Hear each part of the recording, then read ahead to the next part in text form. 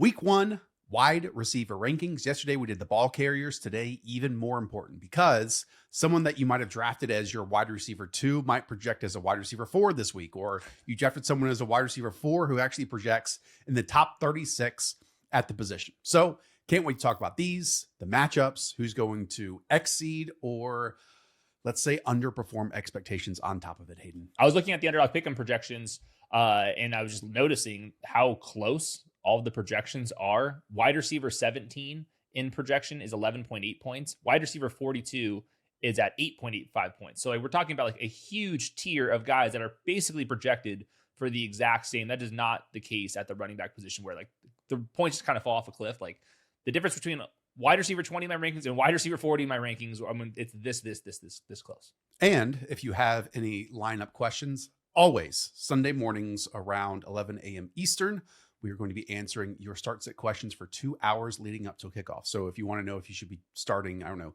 Tony Pollard in your flex versus one of these wide receivers, the answer is Tony Pollard. But we'll talk about all those and answer all those again heading into kickoff. So if this is your first time finding this channel, hit that subscribe button.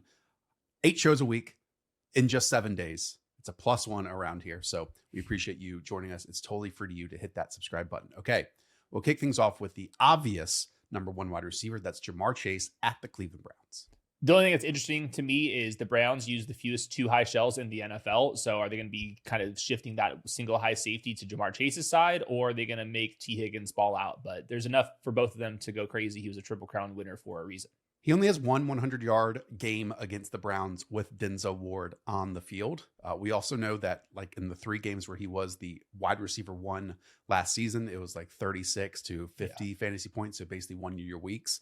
That'll be very difficult to do on the road against Cleveland. I actually listened to a few betting podcasts this morning, and a lot of people are covering or trying to pick the spread for the Browns as well. So an interesting one on top of that. We've also seen like the Bengals have slow starts in the past. Now they've played more preseason snaps than ever before. So that should not happen in 2025 versus previous seasons. Okay, next for you is CeeDee Lamb at the Philadelphia Eagles. This is not a easy matchup. The Cowboys are projected for the 4th fewest points at the week, under 20 points, which we will probably not say for the rest of the season as long as Dak Prescott's healthy. That said, they're also 8.5-point underdogs. So CeeDee Lamb's going to catch 1 million passes in comeback mode. So yeah, it's not an easy individual matchup for them. They're not expected to score a bunch of points, but there will be plenty of dropbacks, and those will end up going to CeeDee Lamb. He only played in one of the games against the Eagles last season, caught 6 of 10 targets. You want to guess how many yards on those 6 of 10 targets? Oh boy, probably not a lot.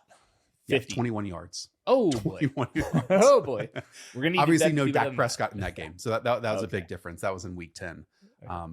And we know that this Cowboys passing attack against a Vic Fangio defense, a defense allowed just 7.1 yards per target to outside wide receivers, which we'll talk about a bit in George Pickens, but also just 7.0 yards per target to slot wide receivers, which is where CeeDee Lamb typically does most of his damage. Next for you, and again, these are half-point PPR rankings, just keep that in mind.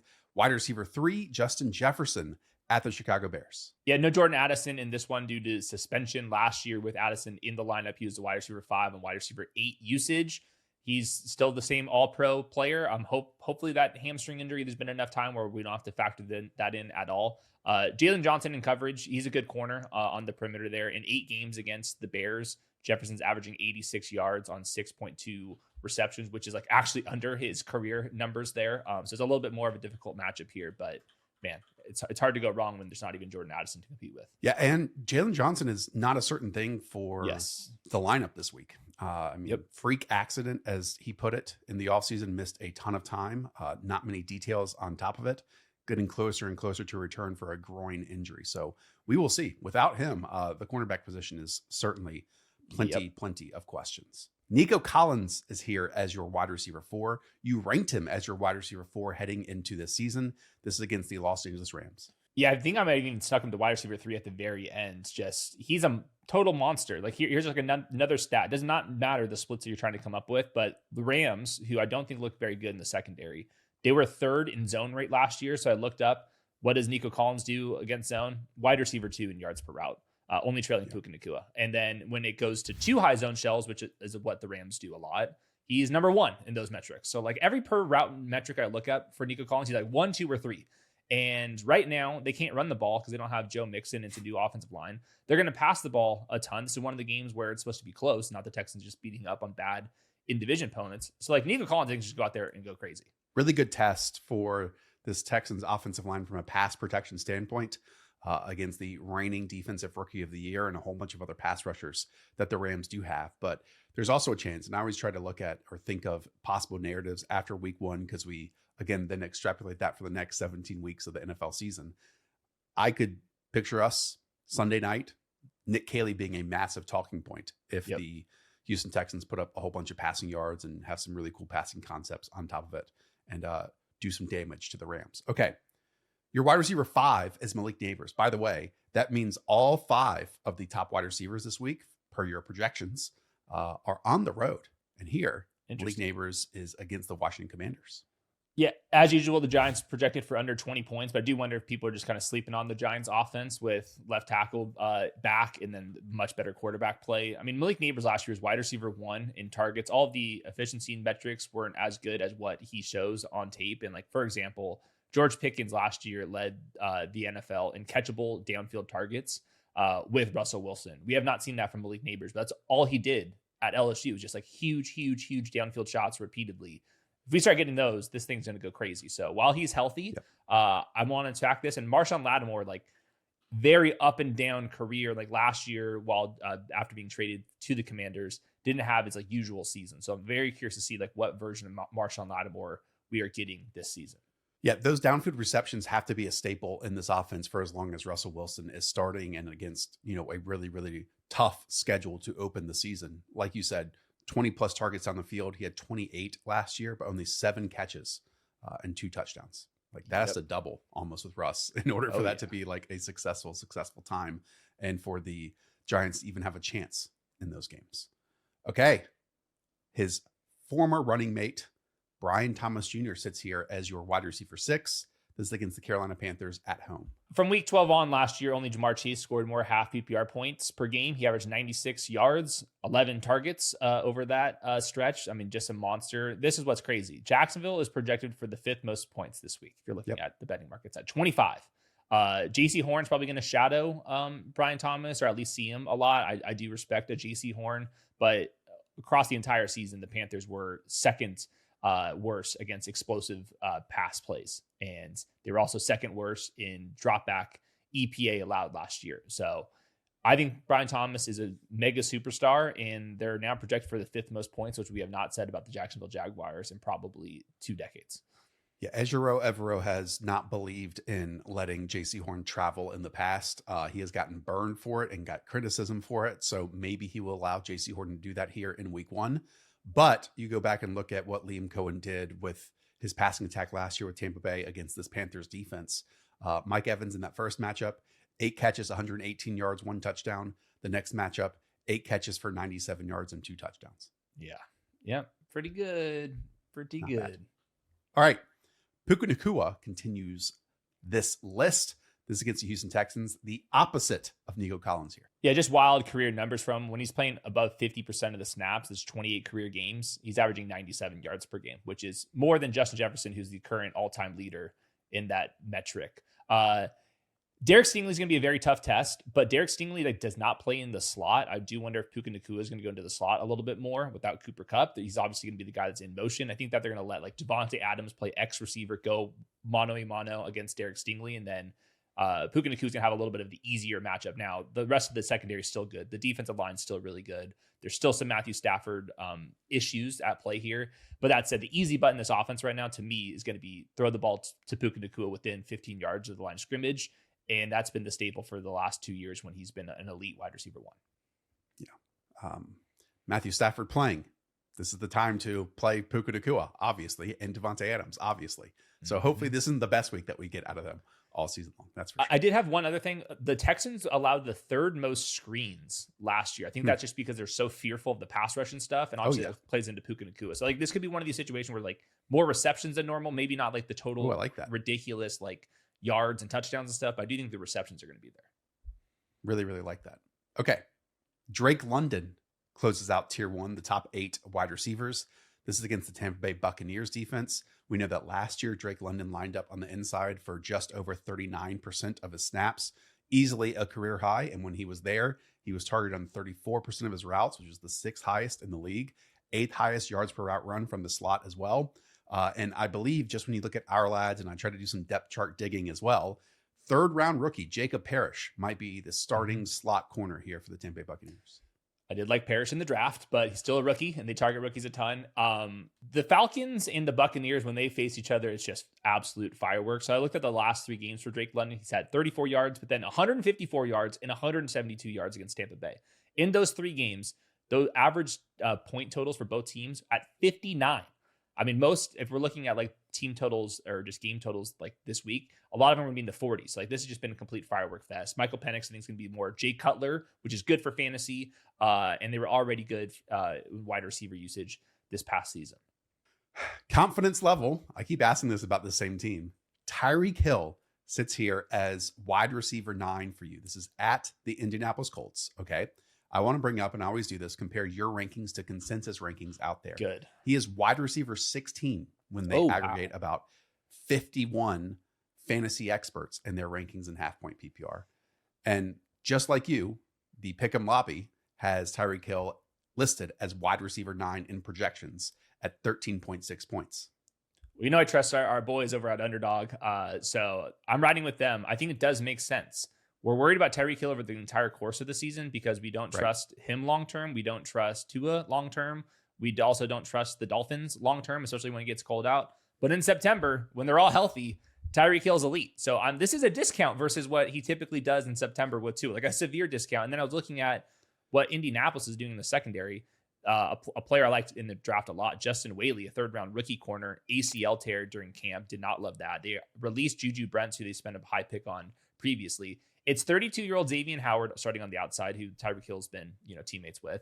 And then Charvarius Ward, who's 29 years old, kind of up and down career. So like this is supposed to be a very good matchup for Tyreek Hill. So like if he doesn't get the production in this one, I think it's like immediately like what's going on here. This is the week to start him. If the Dolphins have a pulse this season, this should be a smash spot for Tyreek Hill.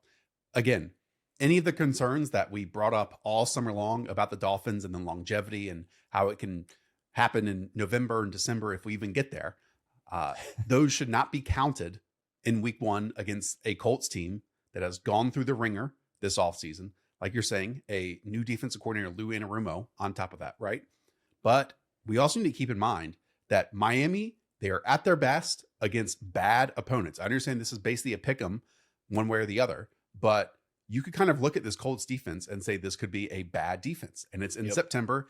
And let's also mention that it's in a dome, little track meet out there. So if Tyreek Hill doesn't finish as a top 16 wide receiver this week, the voices in the back of my head are already going to be humming based on that outcome. Yeah, it's going to be one of the first teams I watch on Monday on all 22, just seeing what the hell is going on. I want to see where the schemed up production's going. That was Jonnu Smith last year. That was like a 20% of the targets where it's schemed up touches to Jonnu. Who is getting those this year? Is that Waddle, Tyreek Hill, or Devontae Chain? Dolphins always start hot. So they need to do that again this time. Okay. Next is A.J. Brown as your wide receiver 10 against the Dallas Cowboys in the kickoff game on Thursday.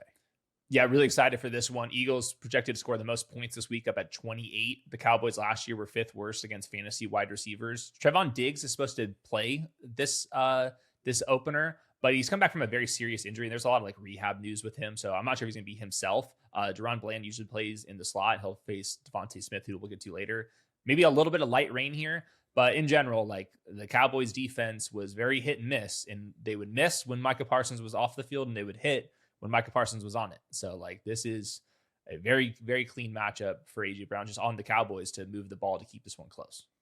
As we talked about all summer, the volume and injuries, prevented A.J. Brown from having a great season last year, because when you go beneath the surface and look at the individual metrics, he was still ridiculous, especially against man coverage. I mean, amazing isolated numbers there. And unfortunately, because of the spread and how much the Eagles are favored here, he will still need to be super efficient in this game with the opportunities that he's going to have. But he's done it in the past. That is fair. Oh, yeah. T. Higgins is your wide receiver 11 at the Cleveland Browns. Talk to me. Yeah, just noting what T. Higgins accomplished last year, wide receiver 4 per game on wide receiver 4 usage, had the most expected touchdowns per game based off of his usage. They just keep throwing him, balls in the red area because he's massive and he comes down with them. He'd also get more like underneath targets without Tyler Boyd. So his ADOT generally came down too. There's enough for both of them to pay off here, like we just saw the entire last year. And like I noted with Jamar Chase, a lot of single high coverage. We'll see if Denzel Ward is on one side, if that single high corner is kind of over on Jamar Chase's side. I mean, it's just going to be back shoulder fade, back shoulder fade, back shoulder fade for T. Higgins on the other side. So I do really, really like having both of them inside my top 12. And I thought that T. Higgins in round 3 was like completely stealing. You're on a fairly small island for this one. I'm not going to say a huge flag plant. He's your wide receiver 11. He's wide receiver 14 in consensus rankings, and actually wide receiver 15 in the pick'em lobby. So even earlier than that, which I definitely appreciate. Let's continue on with Mike Evans. He's your wide receiver 12 at the Atlanta Falcons. Already talked about it. A dome. Evans last year, 18 end zone targets, tied for second in the league, despite the missed time that he had, only behind Jamar Chase. And as we talked about, the total for this game is quite high. Yeah, Pick'em Lobby loves him as well, just like basically the same projection as the guys we were just talking about ahead. A.J. Terrell, the outside corner for the Falcons, is like been up and down, usually good, but not so good that he's going to shut down Mike Evans. And the Falcons like defense right now, I was just looking at their depth chart, and man, does it look pretty bad. I mean, they're starting. They need those 2 first-round edge rushers to really come in and impact immediately. Because they got like bad linebacker play, they got bad defensive tackle play, and then they're starting 2 rookies in the secondary, and like not like first-round rookies. Obviously, they traded up to get another edge rusher too. So like, I don't know, man. Falcons make me nervous, and that offense is going to be pretty fast-paced on the other side of it and throw the ball a ton. So this is just one of these games where like a very weird shootout. Like it's like not even like great football, but just like the Bucks and Falcons just like putting up 30 apiece. Like I could totally see that. Yeah, they were 31st in points allowed last year to outside wide receivers. We know they have a new defense coordinator though here in Jeff Ulbrich, so we'll see if he can turn that around. Next, Amon-Ra St. Brown. A first-round pick in many leagues out there, sits here as wide receiver 13 at the Green Bay Packers. This will probably be the lowest I'll rank him the entire season, but it does make sense. Right now, the Lions are projected for like 10 fewer points than they scored on average this last season. They're playing in Green Bay, who's got a great defense. Like already last year, they were a good defense. And then they add Nate Hobbs and nickel corner this offseason, and then obviously Micah Parsons. So the Packers are already 5th best against fantasy wide receivers. I looked at the Amon-Ra splits against the Packers in his last 6 games, only averaging 59 yards. So he's going to be better than that. It should be a close game. 2 great offenses here. I can see him playing better than this, but the pick'em lobby kind of agreed. 11.8 fantasy points. This is half PPR. And the pick'em lobby is like as low as I can remember for Amon-Ra St. Brown's. Like I'm actually ranking him ahead of where the pick'em lobby even ranks him right now. But I think it makes sense in the context of just the team total that we're used to versus what it is this week.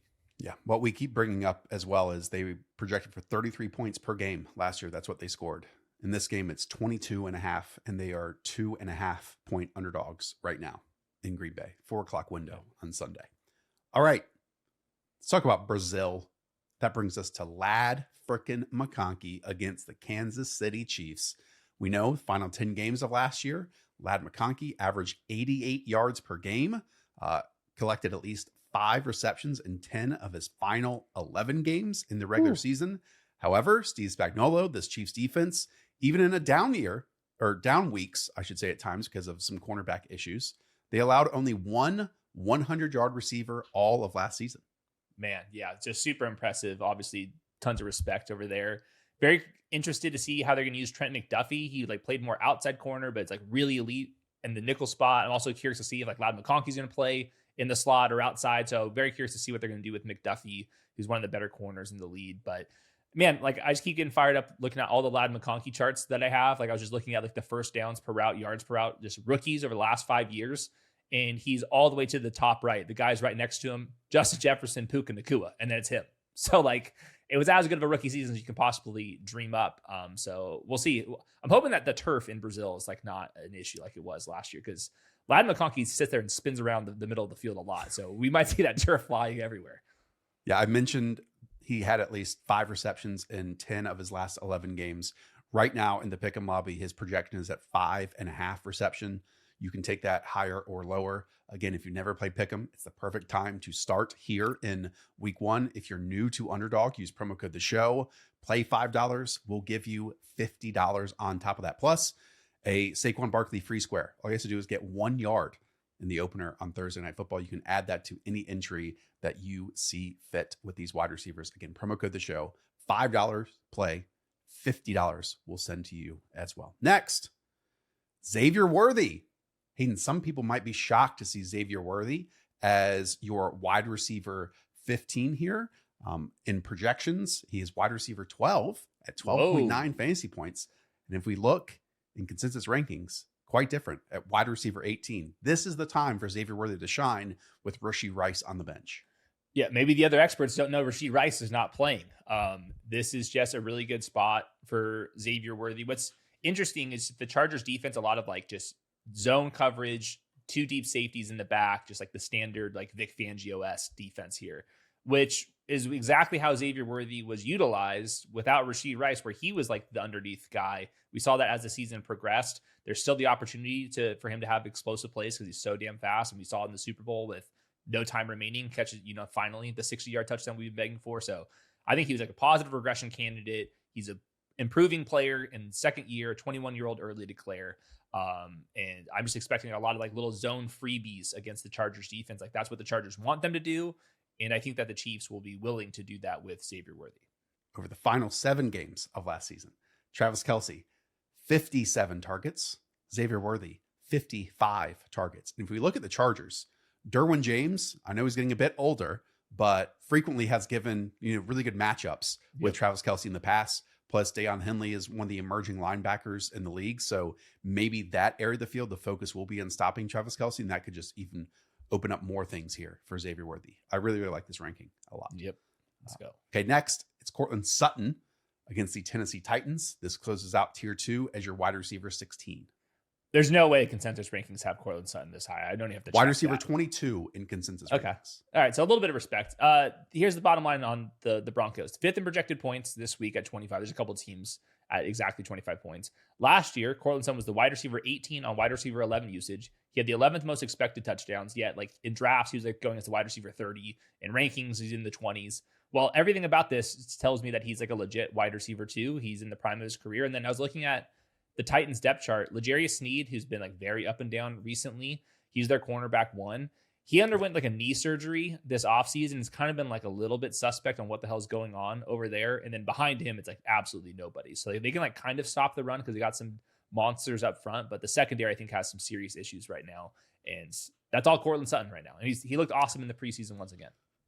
Projected for the 4th most points this week, the Denver Broncos are. And we have questions at wide receiver outside of Courtland Sutton. Marvin Mims has been playing as that wide receiver too. I think he had 1 catch in the preseason. It'd be great news if you stayed as a full-time wide receiver because he can't draw a target for his life right now. Troy Franklin worked as wide receiver 3. Maybe Pat Bryant makes a move in there at some point. We know Evan Ingram and company are coming into this offense as well, but the metronome, the mainstay, is Courtland Sutton. So if you think the Denver Broncos are going to be good this year, and many, many people do, including Vegas, then Courtland Sutton as wide receiver 16 does make sense against this Titans defense, especially at home. Next, the man who missed preseason and training camp, Terry McLaurin, sits here as your wide receiver 17 against the Giants defense. I did want to mention that again. I mean, no practices in the preseason. We saw it impact a number of players and a number of offenses last year. You think it's still going to be a hot start, though? Yeah, I mean, a fairly hot start here. There's a lot of guys like this is like where the tier is like super flat. It's kind of like actually like starting with Terry McLaurin. I was going to bring up that same thing, like CeeDee Lamb, obviously the 49ers guys previously. So he at least was like practicing like the last like 2-ish weeks before this game's going to kick off. So it wasn't like a right before the season started situation. And at the end of the day, the Commanders are still top 5 in projected points this week. I did want to note, though, they're playing the Giants, and the Giants' defensive metrics last year weren't very good because the secondary was a problem. This offseason, they add obviously Abdul Carter, 3rd overall, awesome player. They also added a new cornerback 1, Paulson Adebo, and then Javon Holland, one of the better safeties in the league. Drew Phillips, Tyler Dubin are heading into the 2nd year. So, like, I would be, like, wary of using, like, Giants defensive metrics and be like, this is a good team to target in the secondary. I just think it's, like, basically, like, 5 upgrades this year than what they had last year. And the other guys that they're returning are all absolute monsters. So I think it's a little bit tougher matchup than like the maybe what like your app is saying it's going to be. Tetairoa McMillan is here as your wide receiver 18, and this might shock the people. This is actually even lower than the Pick'em projections have him. He's listed as wide receiver 13 in the Pick'em lobby right now at 12.6 points. Now, again, that's a big cluster that we have around that 12-point mark. Sure. But still, I mean, that is quite significant on the road. First game in the NFL career being listed as wide receiver 13 by the shadowy Pick'em lobby. I mean, we've seen rookie wide receivers drafted as highly as Tetairoa McMillan, just like instantly superstars. So we'll see if Tetairoa McMillan's going to do that. It's a little bit more of a balanced offense for sure. But no Adam Thielen, just traded away. Jalen Coker's on IR. I personally don't trust Xavier Leggett, kind of just more of a flashy player, but not going to be somebody that's just be like wowing into the targets. He can have 30% target rate right away. I think it's like a decent matchup for him. Tyson Campbell is like a kind of good corner, but kind of up and down at times too. They added a new nickel corner, but I don't think that Tetairoa McMillan's going to be playing in the slot very much. But last year, third worst against fantasy wide receivers, the Jaguars were. They were second last in EPA per drop back. So it's a good matchup in general. And if the Jaguars are supposed to score 25 points, then the Panthers are eventually going to have to throw the ball a lot. And I think the ball is just going to keep going to Tetairoa McMillan, who we both loved.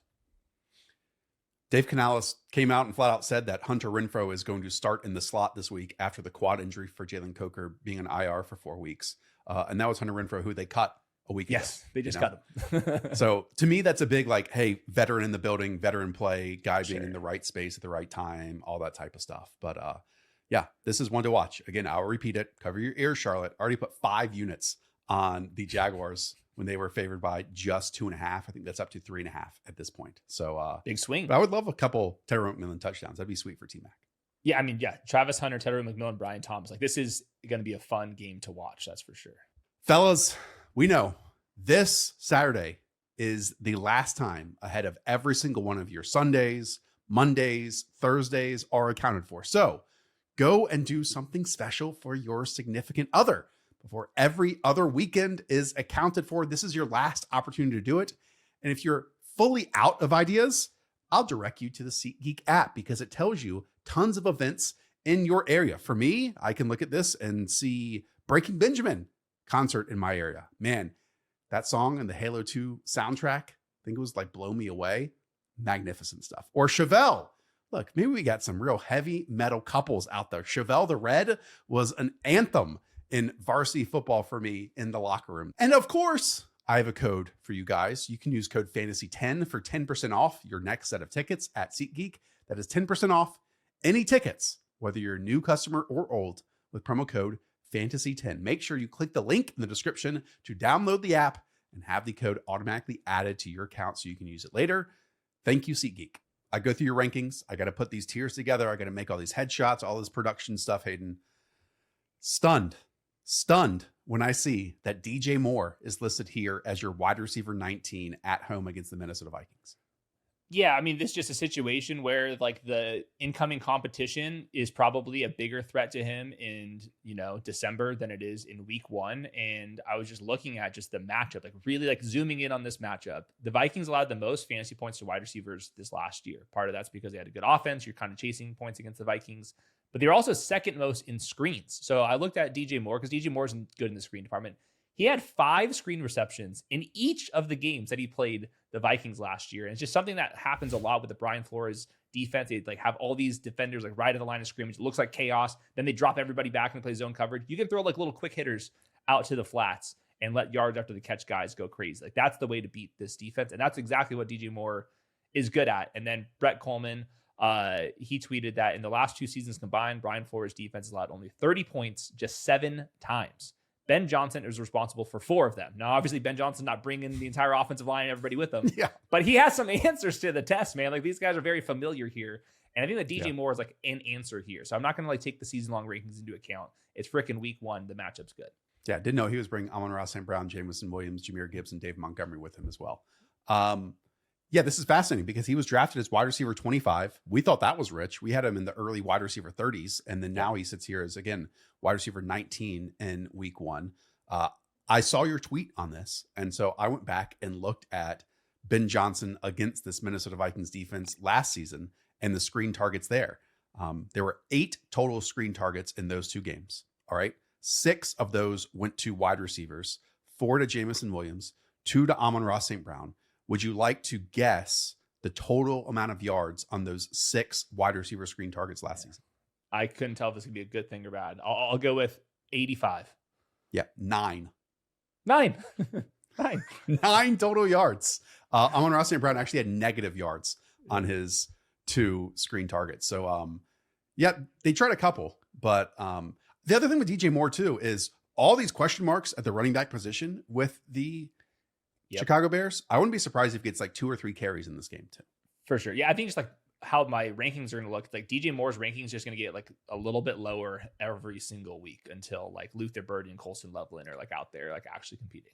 Well, the opposite is true for Emeka Egbuka. Well, I don't know how much higher you can get than wide receiver 20 in your first week in the NFL, but that's exactly what Emeka Egbuka is doing here. By the way, he's wide receiver 31 in consensus rankings, which is flat out crazy low for a guy who's going to play in 2 wide receiver sets against a very questionable defense on a very good offense.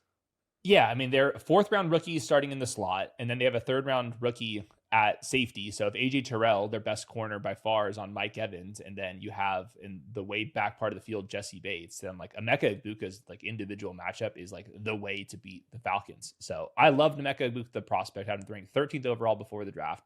I've obviously only gotten more bullish with all the reporting coming out of Tampa Bay. It's no Chris Godwin, no Jalen McMillan, and maybe no Cade Otton. We're kind of getting some information on Cade Otton who's going to play. But either way, the ball's going to Mike Evans, Emeka Egbuka, and Bucky Irving relentlessly, and they're expected to score 25 points. And the Falcons last year were 4th worst against the position. So, like, to me, it's like wheels up right away. All right. That brings us to wide receiver 21, who's wide receiver 26 in consensus rankings. Hayden, is this one of those spots where if you drafted Jerry Jeudy, you basically have to play him in this matchup against Cincinnati Bengals at home, questionable defense, and it's about the best one you can get for the entire season? Yeah, I mean, their team totals at like 21. When you were looking at their team totals like across the season, it was like at 17 and a half. So like obviously in December, it gets brutal in Cleveland. So like when the weather's warm and Joe Flacco's in, like a veteran who could throw the ball and put up crazy numbers, this is the week to play Jerry Jeudy. Just like as a reminder, like his past 10 games, he averaged 96 yards on them, 10 targets. Those were wide receiver 9 and wide receiver 9 usage numbers last year. And I thought his tape just like looked a little bit calmer and more like in control with a new set of eyes on him coaching wise. And then the Bengals last year were 30th in success rate and got lit up in the preseason. So this is the time to get Jerry Jeudy in the lineup. Yeah. Averaged 2.51 yards per route run with Jameis Winston last year compared to 1.03 with Deshaun or DTR. We'll find out which version of Joe Flacco we get in this offense. Is the one with the Browns or is it the one with the Colts that we saw last year? And he's basically both of those yards per route run. He can be either way. Quarterbacks over the last 2 years. Yeah, that's true. Okay. Jaxon Smith-Njigba here as wide receiver 22. One of my favorite players to draft towards the end of draft season. You know, the more I looked at him, the more I liked him in that 3rd, 4th round territory. Why do you like him this week as wide receiver 22? Well, I feel like that's probably lower than consensus. I just like him, don't love him. Seahawks are 7th lowest in projected points as a team. It's just like 2 teams I think are going to run the ball a decent amount against the 49ers. The 49ers allowed the fewest receiving yards to wide receivers, the 2nd best explosive pass rate allowed. So just kind of keeping everything in front. Diamador Lenore, kind of an underrated corner. He played in the nickel, faced JSN a lot last season. JSN actually kind of cooked him a little bit, but now they're both going to be playing more outside. So I'm just like curious to see how that's going to look. But the last game, JSN had 10 receptions for 110 yards. But that's to me, a totally different offense. I cannot wait to get the neutral pass rate numbers for the Seahawks compared to last year, where they were like top 3, where I could see them being in the bottom 3 this year. We know exactly what this Clint Kubiak rushing scheme is going to look like. We don't know what the passing offense is going to look like because Chris Olave and Rashid Shaheed are very different wide receivers than JSN and Cooper Kupp. So that is something when we review all the games, both on Sunday and on Monday, we will be paying attention to. And yes, you're correct. He's wide receiver 13 in consensus rankings right now that we pull from Fantasy Pros. Okay, Davante Adams is your wide receiver 23. This is against the Houston Texans. Yeah, I've just like going into the season, I think Davante Adams is like my wide receiver 15. So this is definitely a downgrade based off of the matchup. He's probably going to see a bunch of Derek Stingley. And when he's not seeing him, he's going to see Lassiter with Jalen Petrie over the top. They got Kalen Bullock in the back, and they also have two of the best edge rushers too. So like this is just like a extremely good defense. We'll see about the Matthew Stafford stuff. It sounds like he's going to be okay, but you never know if he's like good enough to suit up. And then we watch him, we're like, oh, that kind of looked like what Kirk Cousins, or Aaron Rodgers looked like. We're like, yeah, he's out there, but this is not the same guy I'm used to. So knocked him a little bit more than I usually would. Just hat tip to Derek Stingley. There's only a couple of corners in the league that I like really care about for fantasy rankings. Derek Stingley absolutely is one of them. Zay Flowers closes out the top 24. This is a good wide receiver who maybe lacks some opportunities every single week since, the Ravens were bottom 2 in dropbacks last season, basically. But against the Buffalo Bills in week 1, this should be one of those occasions where he probably sees more volume than usual. Yeah, that's exactly what I have here. Just they're not expected to score as many points, but they're actually underdogs. Like that just like never happens for Zay Flowers. And if you look at the Bills defense, they allowed the most screen passes in the league last year. I think that just like goes to like how they play defense, lots of 2 deep shell defense in the back. They have a good cornerback 1 in Christian Benford, but rookie corner Maxwell Harrison, he's out. And then Tre'Davious White is questionable with a recent injury. So he might be facing like cornerback 4 or 5, and we don't like their safety play. So, I mean, and all the screen production here, and they might be trailing. So like, this is a time to get Zay Flowers out there in the lineup. Anything you want to add about DeVonta Smith being wide receiver 25 after we already talked about AJ Brown? Yeah, I mean, it's just the same old stuff. Like he's not going to have wide receiver 25 usage, but he can finish as a top 10 wide receiver because he goes crazy. And like we've seen that with the Cowboys. He's had 120 yards and 2 touchdowns. And the previous game before that, only 14 yards. And then he's had other games where over 100 yards and 2 touchdowns against the Cowboys. He's going to face DaRon Bland, who's probably their top corner, but don't really care about that all too much. DaRon Bland's like better like at getting interceptions than being like a lockdown guy. So I like DeVonta Smith. We know last year with Kellen Moore, he played a career high 47% of his snaps in the slot after playing about 11% and 21% in previous seasons. He had 5 of his 8 total touchdowns, which was a career high in the slot last season. So hopefully the new offensive coordinator allows him to do that exact same thing this year. Moving on. If we like Tyreek Hill, Hayden, we should probably also like Jaylen Waddle, who had a terrible preseason last year. I remember that. It was like a core injury, I believe, something that kept him out for extended time. Never got it going in the regular season. He is wide receiver 21 in the Pick'em Lobby projections. And so you're lower than that here at wide receiver 26. I mean, I love Jaylen Waddle. I'm sure that he's nowhere near that in the consensus rankings, or if he is, then that's cool for them. But just crazy splits for Jaylen Waddle out there. I looked at just the games where he's had Tua and Tyreek Hill in the lineup, both out Jonnu Smith, because that's exactly what's happening this season. He's averaging 13.7 half PPR points per game, which is like a lot better than what he's listed at in the Pick'em Lobby, a lot better than this ranking. And then when you only take the games that happen before the Dolphins get too cold, so I just used Halloween as that cutoff point, that same split, it goes up to 15.8 half PPR points per game. And that's like a pretty big sample. Like, remember when we were like drafting Jaylen Waddle as like a top 15 wide receiver? It's because he was young and he was coming off a stretch like that. So like without Jonnu Smith, that's good news. Before it gets cold, that's good news. In a dome, and he's actually healthy while everybody else is being kind of injured. So like, I'd be pretty nervous if Jaylen Waddle also doesn't get it done this week. How dare you doubt the consensus rankings? They also have him as wide receiver 26. Well, I need to move him up. Directly in line with you. Okay, I need to move him up. Next is Travis Hunter. Speaking of wide receiver 36 in consensus rankings, wide receiver 27 for you. Did you see his commercial with Trevor Lawrence for Adidas? Not a single cornerback snap in that commercial. And instead, it was, hey, celebrate touchdowns with your best friend. And Brian Thomas Jr. was not seen. It was just Trevor Lawrence and Travis Hunter for 35 seconds. Yeah, that's the good nuggets. I'm expecting 80% routes, maybe even more than that. And then he's listed as a backup corner. So I think he's going to be a situational cornerback 3-4. And they need him to score touchdowns. And like we said, Jacksonville is projected for 25 points, which might be the highest of the entire season. The Panthers defense stinks. And the Panthers were also really bad against screens, which Travis Hunter was amazing at in college, and what Liam Cohen is probably the best out there. So if like JC Horns on Brian Thomas on the perimeter, Chow Smith Wade is a slot corner, whoever that is. Fifth rounder last year, had 4 starts. You got to go against Travis Hunter, who we absolutely loved. So, like, to me, this is a start for Travis Hunter. I understand the NFL season is 18 weeks long, but if Travis Hunter goes out there, plays 80+% of snaps and scores a touchdown and looks good, you're damn right going to pull up receipts and talk shit to people because, I mean, for the last month, all it's been, and I really appreciate the viewers, but all we get in the comments down below is he's going to play corner. What the hell are you guys thinking? Sure. That's all I get on Twitter at the same time. The dude was drafted 2nd overall to catch touchdowns and score points. It is that simple. Yep. I think that his underdog pick'em stuff is too low. Just to bring that up, Travis Hunter is at, wide receiver 36 as well in the pick'em projections. So something to keep in mind. Next, Garrett Wilson, wide receiver 28, also wide receiver 28 in the projections, but that only equals Hayden 4.5 receptions and 56 yards. I know. Yeah, I mean, this is a situation where the Jets are projected for the second fewest points of the week. Get used to that, Jets fans.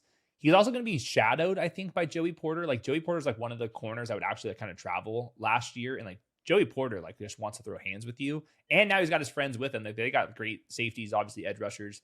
And we just learned that Elijah Vera Tucker, one of the best guards, USC Trojan, he's out for the season with another triceps injury. So like, yep. And then on top of that, the Steelers have just had Justin Fields in the building. They know exactly what he's good at and why they benched him, and they're probably going to play into that. So I don't love this opener for Garrett Wilson. I'm sure he's going to catch some passes here, but where are they going? Once again, the people out there were drafting Garrett Wilson as wide receiver 17. He's wide receiver 28 here.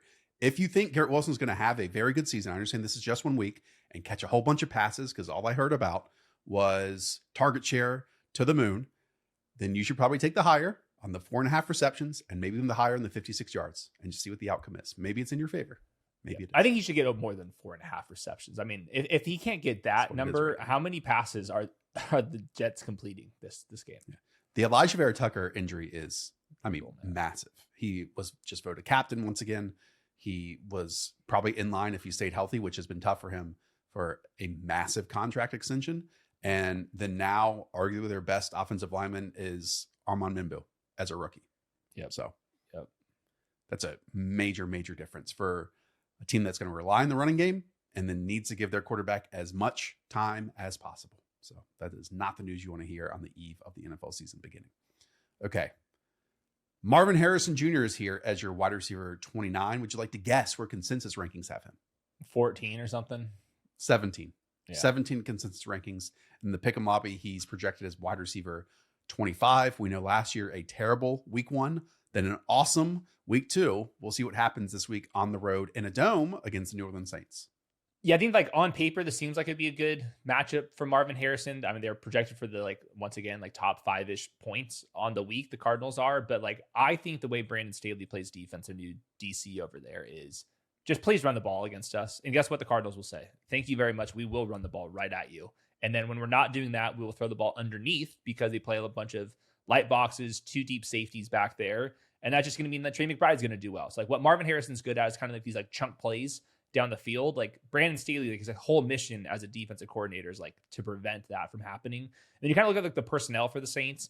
They have new safeties. I kind of like both of them, Justin Reed, Julian Blackmon, and then Kool-Aid McKinstry, a 2nd rounder. He should probably be a breakout candidate there. I think the front is actually kind of where the Saints are a little bit at their weakest. So I think lots of James Conner. I would say James Conner over Marvin Harrison this week. I think those two guys are going to be kind of competing for touches, ironically. Listen, there is probably no player where it's more obvious what needs to be fixed in year 2 versus year 1 than Marvin Harrison Jr. And it's not just him, it's Kyler Murray too.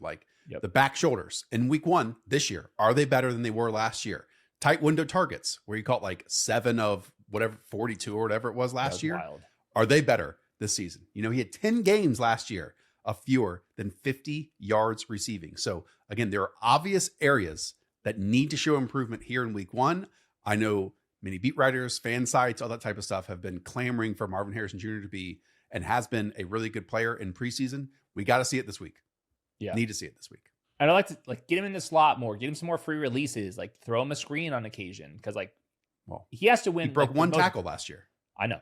he runs the most difficult routes in the NFL against the best corners. So like if they don't change that, he's got to be exceptional to kind of be a wide receiver one. And this offense is really balanced.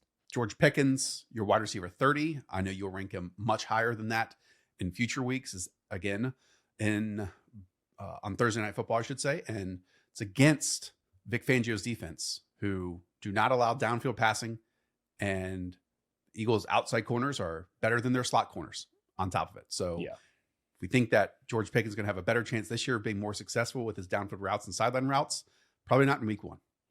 Yeah, I mean, if he does go crazy in this week, I'm going to be ranking him extremely aggressively for the rest of the season. So yeah, Cowboys 4th fewest projected points on the week. That's under 20. Like you mentioned, Eagles will have the fewest explosive passes in the league. That's what Vic Fangio's like system is all about. And then they also have elite players up front, and Quinton Mitchell's good, who's going to be seeing a lot of George Pickens in this one. So I'm just like curious to see like how they're using him. Even the production's not there. I'm still fascinated by this game. Like, is there more slants, dig routes and stuff, like more yards after the catch opportunities, or is it just gonna be the same sideline stuff that we're used to? So curious about just like how he's gonna look this week, even if I don't think the production's gonna be like as where I think it's gonna be for the rest of the season. He's one of those names that was drafted as a wide receiver 2 that I think you could argue maybe flex worthy. Like, I understand it's wide receiver 30 here, but he's one that if you have a running back that you drafted a little bit later on, you could debate him in the flex. Yeah, I think it's totally fair. Jakobi Meyers, wide receiver 31. This is at the New England Patriots. A little bit of a revenge game all the way back with Bill Belichick pre the UNC days and just getting demolished at home after that first drive. He and his, let's say, co-workers decided to give Juju Smith-Schuster the exact same contract that Jakobi Meyers got with the Raiders. That has totally backfired, and Jakobi is about to shove it in the Patriots organization's face. He also like asked for a trade. I'm sure one of the first things his agents did was called probably New England, who could use somebody like Jakobi Meyers. So it's like, how much of a revenge is it? Bottom line, it's a good matchup for him because Christian Gonzalez, their top corner, he's got a hamstring issue. It doesn't sound like he's going to play. It's too early in the week to know that for sure. Also, there's like weird things going on in New England a little bit. Like Jabril Peppers gets cut. Kyle Duggar, their other kind of like safety hybrid player, he's on the bench. So they're just like starting kind of some random players, like a day 3 rookie at safety. Their cornerback depth behind Christian Gonzalez is fairly weak as well. So I think like on paper, it's like actually kind of a good matchup for Jakobi Meyers. And last year, he averaged 73 yards per game without Davante Adams. That's like a 12-week sample with Brock Bowers, like absolutely being Brock Bowers. So he was a wide receiver 25. So like I'm like even downgrading that from what he was last season. But I don't have like a great reason for that. Maybe it's just like a different offense. The ball doesn't go his way a little bit. But really, like I think that he's just an underappreciated fantasy asset. And I think that he's definitely startable in PPR for flex leagues out there. And he's wide receiver 39 consensus rankings. So just like all draft season, you are higher than usual on him. Okay, that brings us to DK Metcalf as wide receiver 32. This is at the New York Jets. Aaron Rodgers is his quarterback. Fascinating wide receiver, OC, and quarterback combo there with Arthur Smith included. Very interested to see how this plays out. Yeah, same here. And also curious about the Jets because they have new defensive coordinator. They lost DJ Reed, who was a cornerback too. So I'm curious if like you're going to have Sauce Gardner travel with DK Metcalf. It's like so obvious that he's their top corner and so obvious that Metcalf is their top receiver that would make some sense for some shadow coverage here. And I think Sauce is a better player than DK Metcalf. So don't love the matchup right here. Very curious to see what style offense we're getting. So this is like kind of where he finished last year, where he's the wide receiver 31 on wide receiver 35 usage. This is where he's in the pick and lobby and stuff. So like kind of a placeholder, trying to get some more information out of this situation. But this is like where he belongs in consensus rankings. Okay, let's go to wide receiver 33. That is Calvin Ridley. By far and away, this team's wide receiver 1. We'll see how that plays out, though, in week 1 in terms of the amount of volume, where the targets are, the movement that they get in pre-snap, the free releases, all that type of stuff with Cam Ward at quarterback. I'm guessing this will be like close to like the lowest I'll have Calvin Ridley ranked if things go as I expect. The reality is he's going against Patrick Surtain, the best corner in the NFL. And I can see Surtain traveling with Calvin Ridley because the drop-off is so steep from wide receiver 1 to wide receiver 2. And even if he doesn't, they got great linebackers, safeties, cornerback 2s. They got good defensive linemen. It's a completely stacked defense. Not to mention teams like going into Denver in September get their ass kicked like continuously. So it's not a surprise the Titans are projected for the fewest points of the week. It's also going to be like 80 degrees a mile up in the air. So it's it's like you're playing this game on the freaking moon with a rookie quarterback. Not great. Just like we were all draft season, Matthew Golden's going to be listed here higher than he is in consensus rankings at wide receiver 40. He is your wide receiver 34.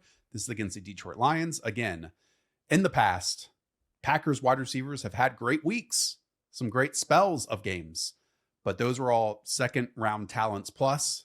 And then this offseason, finally spent a first round pick on one, and he's going to be an every down player for them.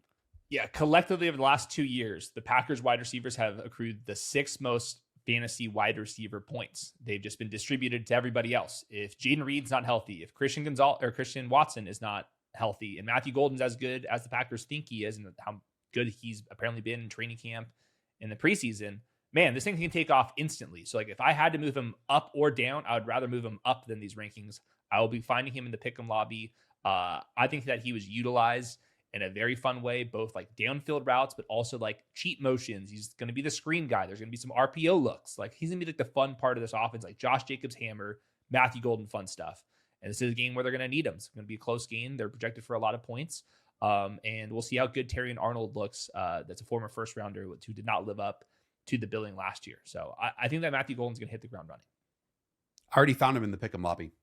Higher than 3.5 receptions. I tagged that on to Saquon Barkley free square, plus Ricky Pearsall, we'll talk about here in a little bit. And Colson Loveland is only at 2.5 receptions as his higher or lower. And I took the higher on that. So once again, that is Matthew Golden higher 3.5 receptions, Colson Loveland higher than 2.5 receptions, Ricky Pearsall higher than his 8.3 fantasy points, and then Saquon Barkley free square. If you want to join me, again, use promo code the show, click the link in the description, play $5, get $50 in bonus credits as well. This is one of those players that was probably drafted later that could be in the starting lineup here, because actually, Hayden, I just talked about Ricky Pearsall. You have Jauan Jennings as the 49ers wide receiver 1. He's wide receiver 45 in consensus rankings, wide receiver 35 for you. The entire offseason up until like the final last week where he had the calf in that holdout risk, I had Jauan Jennings ahead of Ricky Pearsall. I mean, his numbers last year were so insanely good. He was one of the 14 wide receivers who had that 10% or better in first downs per route run. Like all of his per route numbers are awesome. And he was just like performing as like a top 20 wide receiver for a huge stretch of the season. There's like not a wide receiver 3 that they can even like roster right now because of injury. Like no DeMarcus Robinson, no Brandon Ayuk. They're like depth pieces. It's like Russell Gage is released, then added and released again. So it's just gonna be Jauan Jennings like fully go. He was returning right when the first week of practices came around too. So I'm on the side of Underdog Pick'em Lobby, who has Jauan Jennings ahead of Ricky Pearsall. And kind of just like looking at what happened last year, where like this would be almost insulting to have him ranked this low versus his numbers last year. I'm very much in on the Ricky Pearsall stuff, as you can tell, but this has been the debate between us all draft season. So we'll see how it plays out, not just in week 1, but moving forward as well. Okay, Deebo Samuel is here as your wide receiver 36. I've been the Deebo advocate on this show all summer. I can't wait to see how Cliff Kingsbury utilizes him. He has made lesser players into fantasy assets, to be honest, because of screens and manufactured receptions and all that type of stuff. And Deebo can still break a tackle, and I still think he's got some juice in him as well against the Giants. Yeah, and then if there's any running back uncertainty, he can get involved there as well. So Underdog Pick'em Lobby likes him to some degree at 9.9 expected half PPR points. He's a flex wide receiver 3 kind of guy, depending on the format. I think the Giants defense is underrated, like I mentioned earlier, but Deebo Samuel's going to get some of the free usage stuff. And I'm sure like the first week, they're like excited to get Deebo going here. So kind of make a statement. So I ended up moving up a little bit more and more as the offseason progressed. Chris Olave, wide receiver 37. This is against the Arizona Cardinals defense. He's wide receiver 43 in the Pick'em Lobby projection, so you're even higher than that. We talked about it with Ryan Heath this summer, that first down per route run, his was off the charts. That is typically an indication of the breakout, the pre-breakout of wide receiver seasons. Now we have to bother with Spencer Rattler and Tyler Shuck to get there for Chris Olave, but I'm excited to see what, Kellen Moore does with these players. And as we discussed with DeVonta Smith earlier, maybe he gets Chris Olave in the slot a little bit more, because that has been a massive weapon for Kellen Moore's offenses in the past. Yeah, I think just more underneath usage in general. We already saw in the preseason a couple like screens to Chris Olave, a couple other not screens, but like underneath production for even Rashid Shaheed. So that would be new. Like I think that he's going to catch more receptions this year than he ever has before. He's not going to have nearly the same like yards per catch numbers because the offense is going to look so different, but they're going to run more plays. They're going to be more pass attempts, and I think more underneath gimme stuff for Chris Olave. So I think early in the season, I'm going to be looking for like Chris Olave receptions. I think that's going to be something I'm going to be targeting. I think we're going to sacrifice the like really high ceiling games from Chris Olave. And especially this week, just because the Cardinals run a really weird, chaotic defense. And I think the easy answer is like run the ball, throw the ball to Alvin Kamara, throw the ball to Chris Olave and Rashid Shaheed, like within 10 yards, and don't panic. So I think that's going to be the style. Reeves pointed out that Olave played 39% of his preseason snaps in the slot. So that could be some really goodness for us. Josh Downs, speaking of the slot, who's he facing off against the Miami Dolphins as their slot corner this week?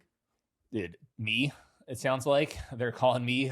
It's like Storm Duck and the boys. It is fifth round rookie Jason Marshall, who's likely starting in the slot for the Dolphins. Yeah, I mean, slot, outside, they have nobody at corner. And this run defense, I think, is going to be really good. So, like, how do you beat the Dolphins? I think in general, throughout the season, it's going to be through the air.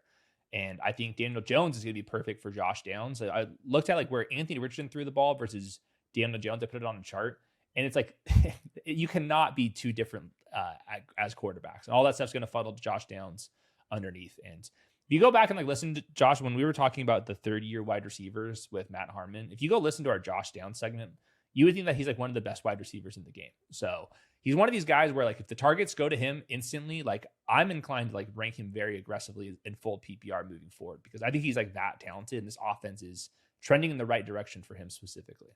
Okay. I do wonder if like Tyler Warren's going to pull from that Josh Downs number of, 36% of the team's targets when he was on the field last year, which is fifth among all receivers because they should occupy the same area of the field. We've already seen in preseason tons of manufactured stuff in the direction of Tyler Warren.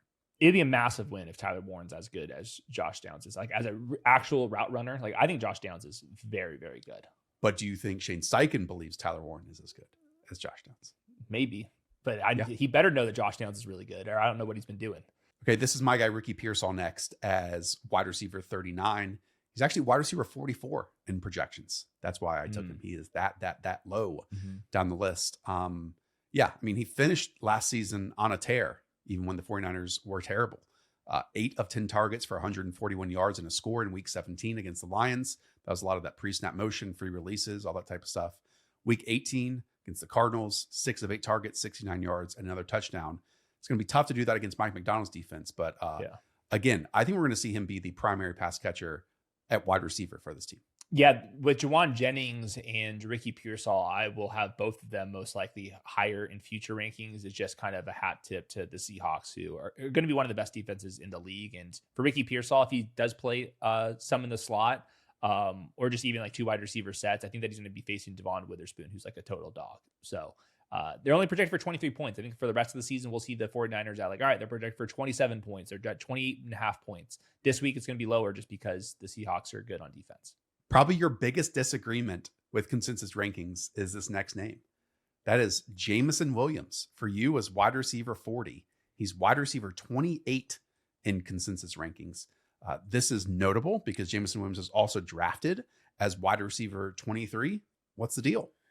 You can move him up ahead or like right next to Deebo Samuel. That's where I have him in my latest update. Here's the thing. It's the same thing I mentioned with Jahmyr Gibbs on the running back rankings. In the 8 games where the Lions scored 31 points or lower last year, he averaged 8 fantasy points.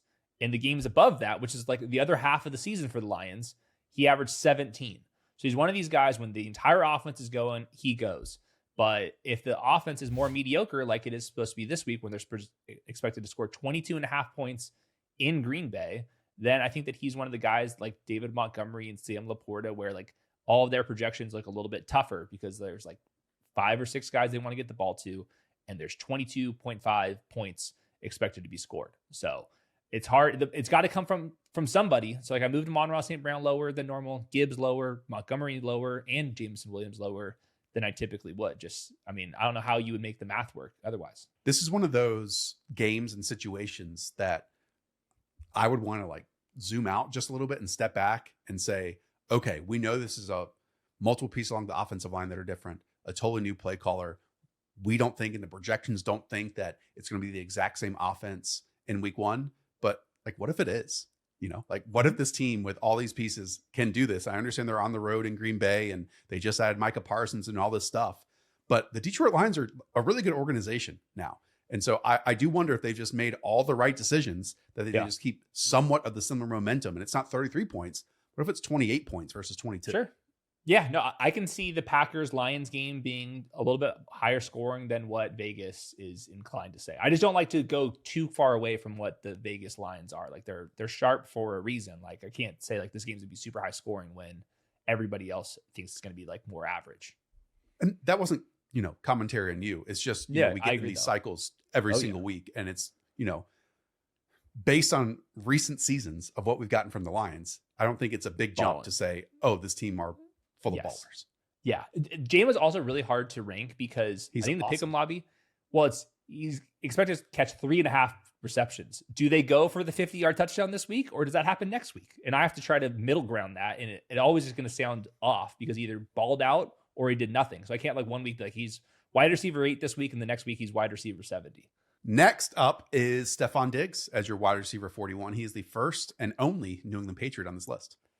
Yeah, I moved Stefon Diggs up by Deebo Samuel too at the end of this too. Wow, Ricky Pearsall continues to fall, Hayden. How? Yeah, it's not my fault. Insane.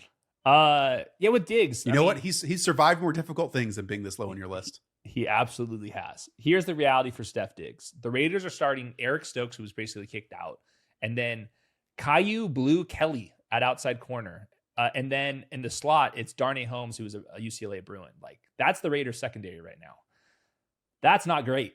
And Stefon Diggs, like, it's apparently like fairly healthy right now. So we'll get like final injury reports, make sure there's like no wonkiness there. But if he's fully healthy, like he was very good last year. One of the 14 wide receivers to be 10% or higher in first downs per route run. He was wide receiver 7 overall in ESPN's open score, which is like on-field tracking data. We watched him. He looks good. And there's not that much target competition until Kyle Williams is out there and actually in the lineup. So like at home, I feel like this is like a good matchup to start Steph Diggs. Was out there the first day of camp after the ACL injury. Doesn't want to be on a snap count in week 1 on top of that. So yeah, we'll see. Okay. Rome Odunze, your wide receiver 42 against that same Minnesota Vikings defense. I've kind of gone through the phases of Rome Odunze already this summer.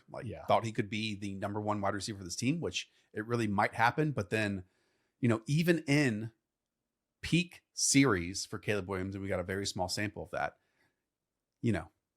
didn't see a ton just that made me off. believe far and away that Rome Odunze is the best wide receiver on this team. He easily could be, but I want to see some signs of evidence, like the drops were a problem. The timing, his zone feel was all a problem. Now, maybe Ben Johnson is like grinding the details so much, and Caleb Williams and Rome Odunze are just like absolutely grinding everything, and everything's going to be good. But I do think that the Vikings play an interesting style defense where they kind of take away the explosive plays down the field. And that's kind of where I'm expecting Rome Odunze to kind of live, like as their intermediate downfield guy. So we'll see. He's also capable of being the screen guy. I just don't know if they're committed to doing that or not. So very much an uncertain profile. Well, also this Vikings defense, sure, they blitz the heck out of you and pressure looks and all this type of stuff. And they also play like shell coverages behind that as well. So I love it. It's kind of the best of both worlds. It really is. Shout out their outside linebackers coach, Thad Bogardus, who just teaches Andrew Van Ginkel everything that he knows. Okay. Darnell Mooney next. That's my fraternity brother, Okay. Darnell Mooney, Atlanta Falcons, missed a whole bunch of camp, but then in this pivotal week ahead of the season starting, on the field, shoulder injury, we should get him on the field for 90-something% of snaps. Yeah, this is a placeholder for me. Darnell Mooney, I will rank higher than this if I know he's fully healthy. He's like still like day to day. We do not have initial week 1 practice reports as the recording of this. So just want to shout out the Sunday morning live show where I will have updated rankings and all of the information. So this is the entire episode's a placeholder if you think about it. Michael Pittman. Why don't we just throw up the rest? How about that? Yep. Michael Pittman next. Then Christian Kirk, the vet, is still doing it. There's Romeo Doubs. Khalil Shakir. Hollywood Brown makes the list in week 1. And then Rashid Shaheed to close things out as wide receiver 50. Anything you want to say about any of these names? These are all better in best ball tier. I hope in your regular leagues, you're not starting these guys. any one of these guys can make a big play, score some touchdowns. I think these are going to be like 2 wide receiver set starters. Khalil Shakir, I think, is maybe the one that was drafted close to the highest. He was limited in practice on Wednesday coming off that ankle injury. And he's going to see Marlon Humphrey and Kyle Hamilton if he plays. So it's like as bad of a matchup for Khalil Shakir as you can get coming off that injury. Romeo Dobbs is interesting to me. They're expected to score a lot of points. Same thing with Christian Kirk. Like these are like 2 wide receiver set players like on good offenses with good quarterbacks. So I have some interest. Same thing with Hollywood Brown, obviously, too. So yeah, I don't think you can start these guys. Would I be surprised if any of them are top 20 wide receivers this week? I also can't rule that out. Okay. That does it. What an episode. 50 wide receivers. Again, if you have any more questions about your flex spot, we will be having a show on Sunday morning. The only way to get it, hit that subscribe button, leave a thumbs up. Join us on Sunday mornings after the Thursday, Friday games of this week. Tomorrow, an all-new show with me and my buddy Faraz. If you have any trade questions, go into the Discord, send them in. We'll be prioritizing video and audio forms of those. I know some of you true sickos are already making trade offers and requests in your leagues. Amazing stuff. So we're going to be doing that every single week here. And then plus we'll have some quarterback and tight end rankings before Sunday's games as well. All right. Go play an underdog, play 5, get 50, up the villa. We'll talk to y'all soon. See ya.